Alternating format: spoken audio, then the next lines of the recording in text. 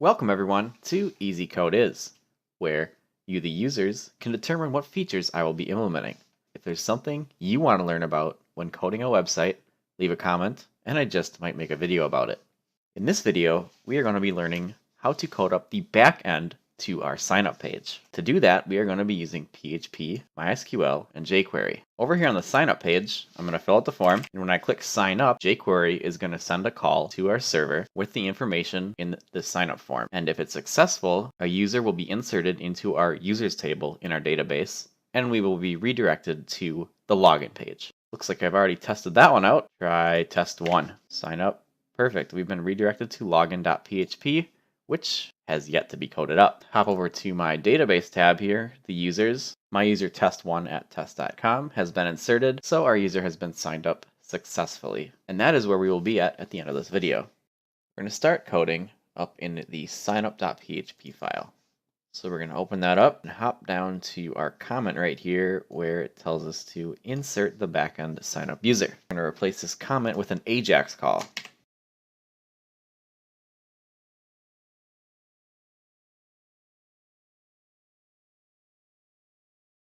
Using jQuery, we set up our Ajax call, and the first thing we specify is the URL. This is where we are going to send all of the data from our signup form right here. The signup form.serialize takes each input field here and passes along the value associated with the name that we have specified for the input field. Data type is going to be JSON. Inside here is where we will do our redirect to the login.php file if the signup has been successful. We will also, inside here, display an error message if they did not fill in the form correctly. The next thing to do is to create this process underscore signup.php file, and we want to put this in a PHP folder as well. So I'm going to do php/process underscore signup.php. So over in our root directory of Easy Code Is, we're going to create a folder called PHP.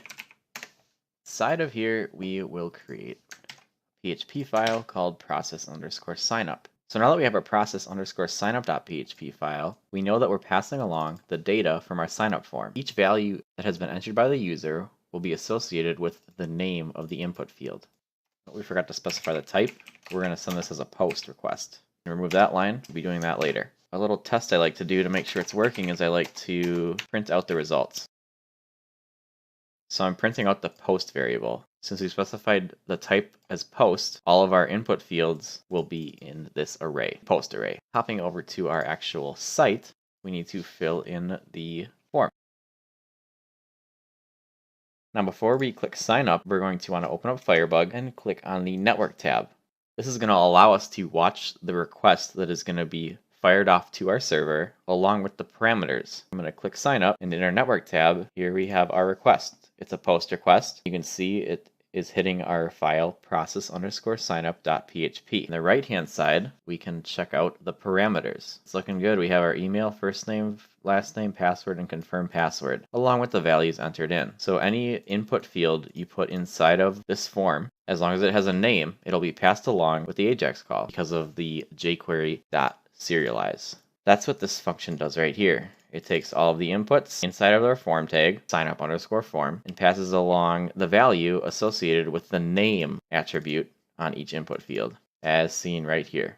Now that we know our Ajax call is working, I'm going to delete my test code lines. Now, before we go any further coding, we're going to set up our database. To do that, you're going to go over to localhost/phpMyAdmin. Click on the Databases tab, and we're going to enter our database name, Easy Code Is. Select the UTF-8 Unicode CI, and click Create.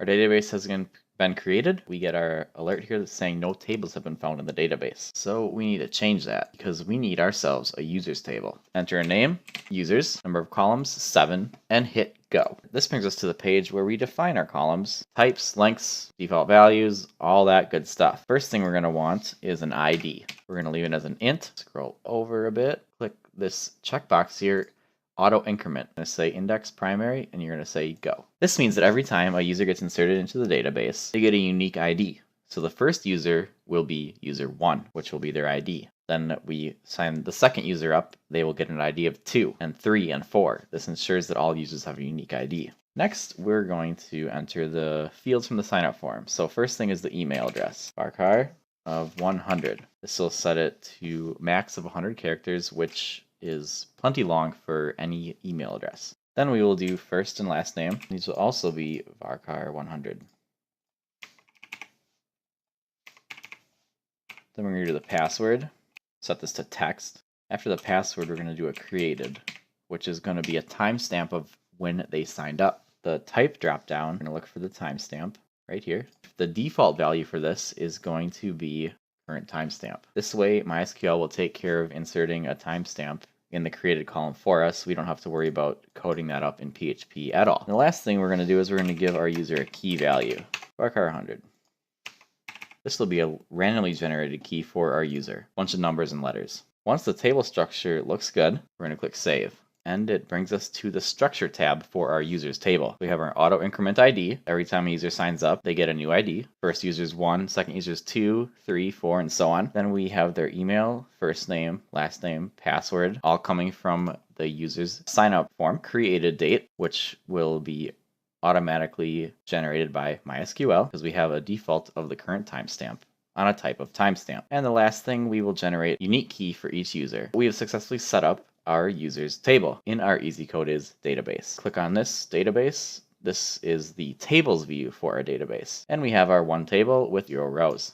Now that our database has been set up, we need to connect to our database. And in order to do that, we need to create a config file. We're going to head back up a few levels outside of our www directory. It's always good practice to keep your credential files outside of the www folder. That way, that file cannot be accessed from a web browser. So in here, I'm going to create a new folder and I'm going to call it EasyCodeIs Includes. I'm going to open that folder up and I'm going to create a config.php file inside of it.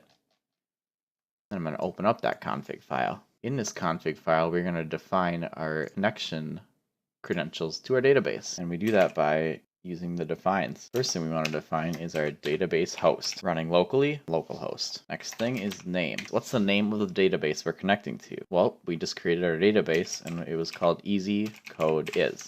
After that, we're going to paste 2 more, one with the user and one with the password. Now on a local box, it's pretty easy. Root, and it's blank. At least for my local box, it's that easy. Depending on what server you're on, you know, you're not going to have root and an empty password. Well, I hope you're not. I hope you're not. So you can fill these in with your credentials. Another thing to note is the config.php file is not inside of our repository. It's out here in our WAMP folder. And we do this, first of all, to get it outside of the www folder, so it can't be accessed from the browser. The other reason is because every server is going to have different database credentials. If it's in the repository, it's not really going to work because that config file is not the same for all servers. And we only want stuff in the repository that is going to be the same wherever we clone that repository. This way, we clone the repository, and we have to make sure to create a config file. The only downside here is we have to make sure that all servers have an EasyCodeIs_includes folder right outside of the www folder. So I'm going to hop back to process_signup.php. First thing we're going to do is we're going to include a functions file.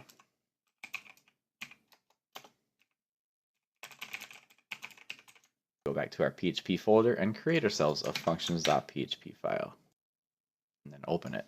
And this functions file will hold all the functions we need. And the first line of our, technically the second line of our functions file is going to include our config file that we just created. Now the include path to this file will depend on the server you're on. On my server, it's in cwamp EasyCodeIs includes. So what this is going to do is include our config file. I mean, you can basically think of it as it's pasting these 4 defines right here in our functions file. That's what it's doing. But depending on what server our repo is on, the config file will have different credentials, so we do an include here. That's why we're not pasting the defines right at the top of the functions file. We will need these defines when we're connecting to our database in this functions file. After we have included our functions file, which only contains our include statement right now. Remember, we're in the process_signup.php file. The first thing we want to do is check and see if a user ID exists with the email being entered into the sign-up form. We're going to try and get that with a function called getUserWithEmailAddress. That function is going to take in a parameter of email. Now remember, since we defined type as post, all of our input fields are in our post array in PHP. We can reference them by just grabbing the name of the input field we've specified, email, pasting it right here as the array key. This function is going to try to get us a user from our users table with this email. And this function is going to be defined in our functions file. We have defined our function here. Since we're talking to the database, the first thing we need to do is get a database connection. And we do that by writing another function. So our getDatabase function is going to return a connection to our database.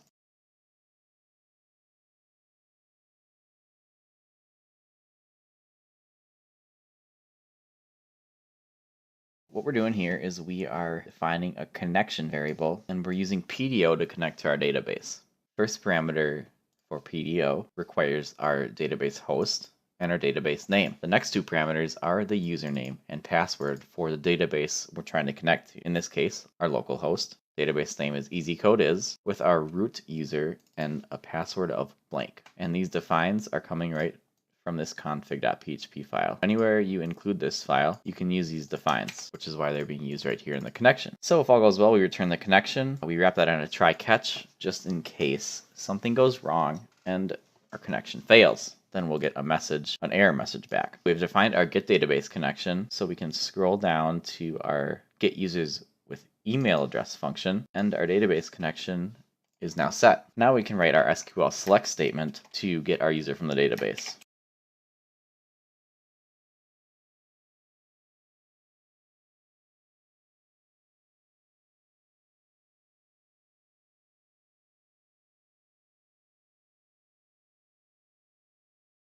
All right, so our SQL statement has been set up. We want to select from users table where our email address equals the email that we pass in. This first prepare statement right here is going to set up PDO with a variable right here, email. It's going to prevent SQL injection. That's why we like PDO. So we write our SQL statement here with variables. Then down here, the execute statement is where we actually pass in the variable that we're looking for. In this case, email that has been passed in from getUserWithEmailAddress. So we just create an array inside of the execute. PDO replaces the array key here in your select statement up here, in this case, email. So this :email will be replaced with trim email, the email address passed in. This set fetch mode here to PDO fetch association is telling PDO to return us an array keyed by the column names from the database.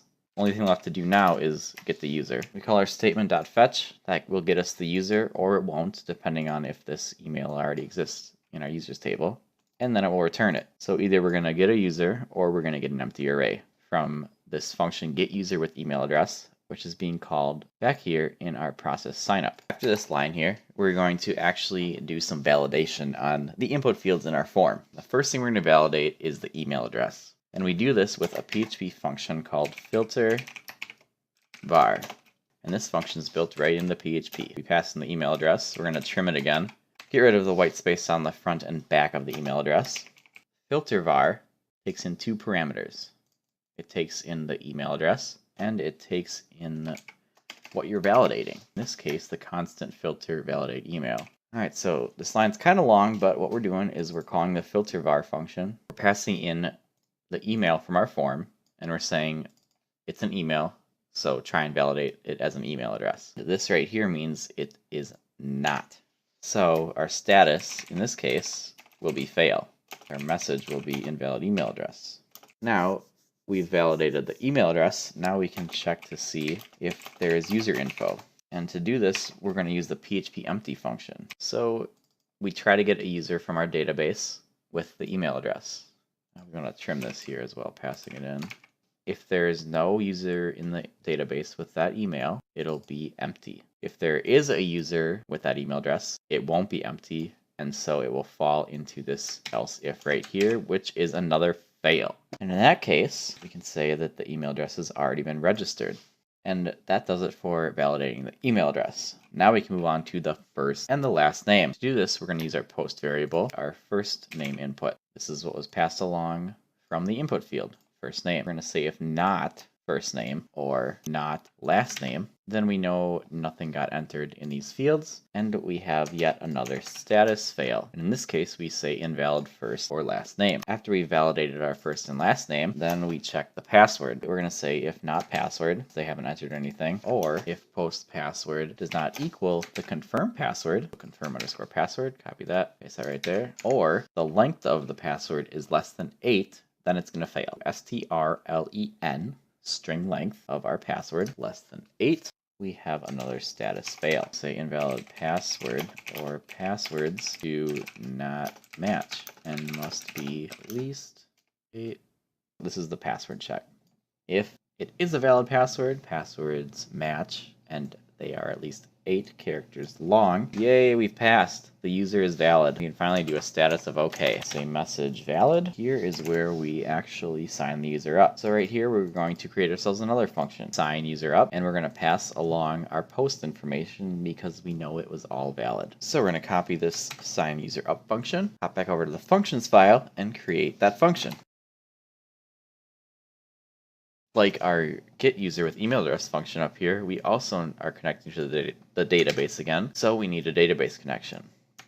Now that we have connected to our database, we can create another statement. Copy this statement down here. This is going to be an insert statement. Insert into users. And then we're going to pass along the values we want to insert. So in our users table, we need to insert the email, first name, last name, password, and the key value. The ID is automatically generated, as well as the created timestamp. This is where we define the columns that we're going to insert data for.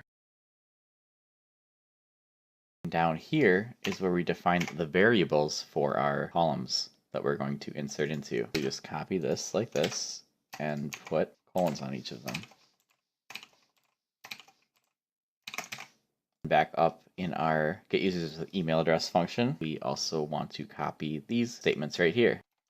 We don't need this one. We're not fetching anything, I should say. So here's where we actually define the values that will get mapped to our values in our SQL statement. Email is going to be coming from our info that has been passed in, just info email. I'll do first name, last name, password, and key value. First name, last name, password, and the key value. Now these two are a little different. All right, so for the password, we're going to create ourselves a hashed password function because you never store plain text passwords in a database. So here we're going to pass in our password from our sign up form to our hashed password function. We're going to create right here. And the parameter that's coming in is password.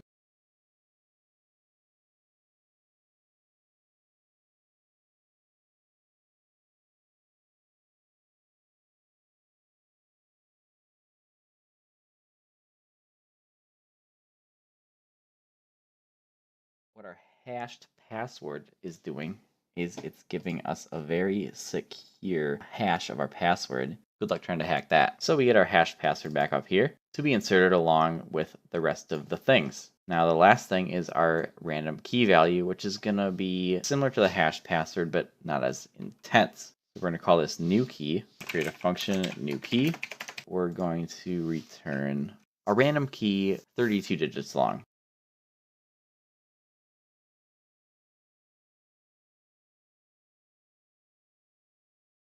So our new key function is going to take in a parameter of length. That's how long you want the key to be. If you don't pass the length in, it gets defaulted to 32, which we're not passing one in, so it's going to be 32 characters long. We have defined everything that we want to insert into our users table. Only thing left to do is return our current user ID. So what this does is it returns the ID, this ID right here, that's been generated automatically for us. It's going to return it right here.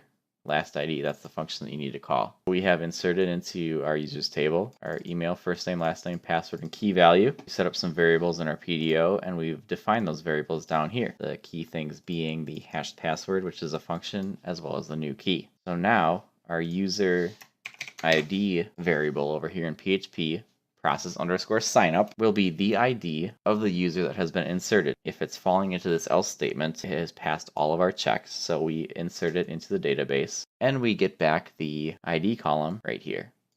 All it's left to do now is echo out things to make our Ajax call over here happy. In this success function is where we will be falling. This is all we need to do to send back a valid response to our Ajax call. Since we set the data type to JSON, we are JSON encoding an array, and all we're passing back to the front end is the status, fail, fail, fail, fail, or okay, and the message. If it's failed, we know we have an error message for the user to see. If it's okay, then we don't need to display this message. So this right here is encoded by JSON and turns into our data object right here in our success function. The only thing we have left to do is define what happens in our success function. And since we're being returned JSON, we do the dot notation. Data.status is going to be whatever status has been passed back right here. If it's okay, we can do loader.hide loader, which is going to make the spinner disappear, and then we can do a redirect to our login page. If our status has failed, meaning it has fallen into one of these if-else ifs, we need to display that message on our signup form. And we do that by calling our error message.html. But instead of this hard-coded message, we're going to reference our data object, and we do data.message. So now whatever message we're sending back, invalid email, email address already registered, and so on, will be displayed at the top of our signup form in the error message div right here. And after our message has been populated, we need to hide our loader, or the user will not be able to enter anything else because the loader takes up the whole screen. That should do it for signing a user up. Hop over to our sign up page and test it out. I recommend leaving this network tab open all the time because it will always catch any errors that you might have. Once I click sign up, we'll get a line item here telling us that it has tried to hit the process_signup, and if it hasn't gone well, if it's failed, the right hand bar over here will tell us what's gone wrong. Alright, so I'm going to try to sign up. We're not seeing an error message on the sign up form, and we're not being redirected to the login page as our if statements suggest here. We know we have an error in our code. Clicking on this line item here will tell us exactly what's wrong. Click the response tab and we see we have syntax error on functions line 27. Scroll up to functions line 27 right here. That's it. Can't have a semicolon on the array. Who did that? So we're going to refresh our page again and we try again. Still not getting either of our desired outcomes. We have another syntax error on functions line 76. See what I did wrong on line 76. Missed a bracket in here somewhere. Oh yeah, substring. I missed a bracket right there. The substring takes in 3 arguments. Well, we're going to hop back to our sign up page and we're going to try to sign up. Third time the charm, maybe. This is what coding's like. Trial and error. Sign up. We did it. Third time was the charm. We have been redirected to our login page, which means our user has been entered into our database. We're going to hop back over to our database, and look at that, we have 1 row inserted. That means our user has been signed up successfully. If we click on the users table, we can see the data inside of it. And we have ID, email, first name, last name, password's been hashed, created, and we have a random generated key value. That is how you sign a user up. Well, that's going to do it for this video. Like and subscribe down below and leave a comment. Let me know what you want to learn and see implemented next. Remember, easy code is, and I'll catch you later.